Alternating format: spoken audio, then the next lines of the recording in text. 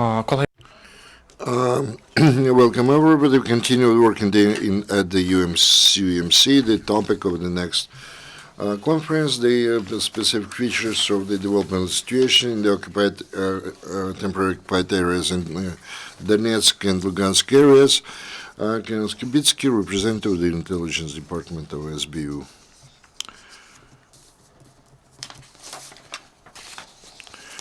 Good afternoon to everyone. Dear ladies and gentlemen, the SBU Intelligence Department prepared the new briefing regarding the development of the situation in the temporary occupied territories of Ukraine. Over the last week, we had the activation of the clashes in the Donetsk direction and the next sector. And our adversaries continue to violate the Russian occupationist ways. Troops continue to violate the Minsk provisions regarding the ceasefire, also rotation and concentration of the tank, motorized infantry and artillery units near the line of contact, and the increase of the system medical provision of the enemy, and the intelligence reconnaissance using UAVs. Over the last week, as compared to the previous period, the intensity of the combat actions subsided. They used actively mortar launchers to 120 millimeter, anti-tank guided missiles, the armored infantry vehicles, and 122 millimeter artillery units. All in all, they had 322 bombardments. The highest intensity was in the Donetsk sector. Over the last week, the intelligence service of Ukraine revealed 35 cases of violation of the Minsk agreements or provisions in the 15-kilometer radius zone. They used the up to 100 millimeter artillery system, 6 cases, all they involved the 96 tanks, etc. Near Goldivka, Дебальцево, Donetsk, Lugansk, Makivka, Молодежная, Луганка, Pioneersk. In 25-kilometer zone, they used again 50 cases, 62 artillery systems and the self-propelled howitzers. In the 35-kilometer zone, we recorded 3 cases, 11 units, 122, multi-launcher Grad in near Gorlivka, Дебальцево, Volozovsky, Kharkiv, and actually we continue in order to we informed that the leaders of the joint JCCC, Russia continues to supply weapons and the military equipment in their hirelings to this territory. All in all, we are talking about 320 tons of ammunition and for 122 millimeters artillery systems, 120 mortar launchers and grenade launchers, 920 tons of fuel and lubricants, and 1,260 tons of different other spare parts. And the so-called 51st humanitarian convoy arrived to the area. As a rule, after such humanitarian convoy, they intensified the combatants intensified their shootings. Also, they supplied from territory Russia 3 tanks and 2 multi-launch rocket system Grad. And actually, this we are talking about the decrease of their equipment down to 85%.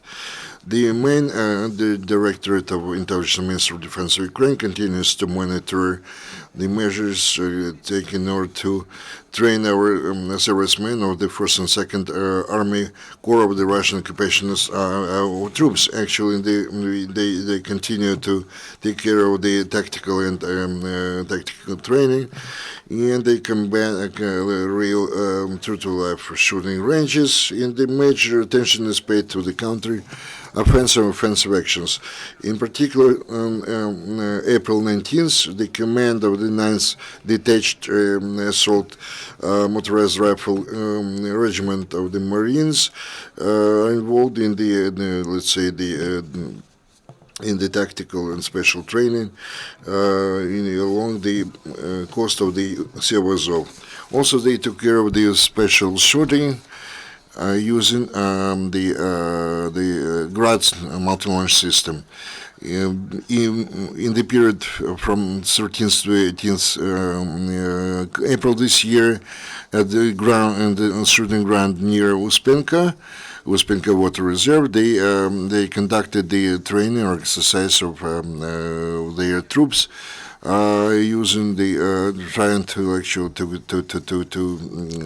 to cross the water reservoir using the different armored vehicles, including armored infantry vehicles, etc., etc. The losses suffered by the enemy during the last week amount to 32 servicemen killed and 71 wounded. The Putin's regime continues to exert efforts in order to prevent the disclosure of information about the participation of the Russian troops in the combat activities, and those measures included, let's say, issuance of the fake documents, prohibition, first of all, to the federal border guards of the Federal Service of Security of Russia to record in their database the crossing of the Russian-Ukrainian border. They seize the mobile phones from their servicemen, etc., etc. They forbid to spread the information about the personal data of those servicemen of Russia which were sent to the territory of Ukraine. Again, we are talking about the use in the combat actions in territory of Ukraine, the personnel of different subunits of special forces,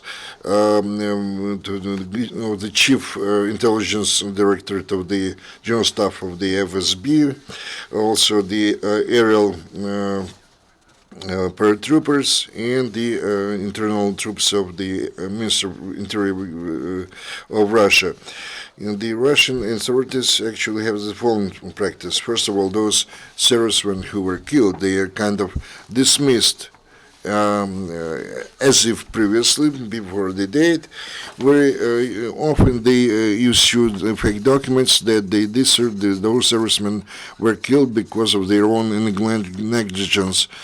And we are talking, one of them is Nikolai Nikolaevich from Khabarovsk region. According to the legend, he had the nickname Pyatakov, and he was the commander of the engineering service of the 5th Detached Motorized Rifle Brigade in Donetsk, Ukraine. He actually took care of mining of planting mines in different territories. He was killed. There was a special investigation in place based on this fact. And they claimed that actually they destroyed the reasons of the deaths, and the documents say that it was because of his personal negligence. That's why his relatives, his parents, were paid less the remuneration or the monetary compensation as before. The Russian occupationists they attach a lot of attention to using aerial reconnaissance. They use UAV. They created the center of the UAVs. The major task of this to provide, to provide the subdivisions and units of Russian occupation's risk. They have to correct the shooting of the artillery. They launch the UAVs both from the temporary occupied territories of the Donetsk area and from the territory of Russia. Over the last week, we actually recorded 6 UAVs, 2 of which actually were launched and landed on territory of Russia. And besides, since April 18th, they resumed the flights of the reconnaissance aircraft Il-20 of the Armed Forces of the Russian Federation. 4 reconnaissance flights they were involved in them. And today we can actually demonstrate to you 3 different UAVs, 2 of which actually belong to the Novochik 2 complex, which is used in order to collect the reconnaissance and intelligence information and actually to correct the fire. One of them was downed by our servicemen March 28th in the ATO zone. Коментуючи Speaking about those UAVs, once again, I would like to remind you that those drones are of Russian make, which are manufactured by the Izhmash company, and they are used on one force of the Russian Federation only. So this is UAV Tachyon. This is reconnaissance UAV, which is used to collect the data and the information about the dislocation and movement of our troops in the ATO zone.